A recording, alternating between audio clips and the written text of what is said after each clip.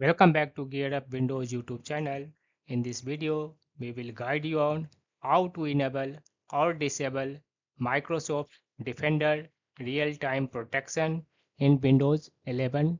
For this, click on this one Start button and type here Windows Security.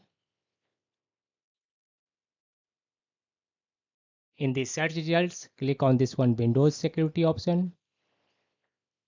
Then select Virus and Threat Protection in the left sidebar. On the right, you will find a Manage Settings link under Virus and Threat Protection Settings. Click on this one link. Under Real Time Protection, turn off this one toggle switch. In case Windows prompts, click Yes. This will disable real time protection. In case you want to turn it, again toggle on this one switch.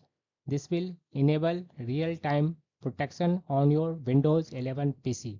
That's all about this video. If you are new to our channel Gear Up Windows, kindly subscribe it. And if you love this video, press thumbs up. Bye bye.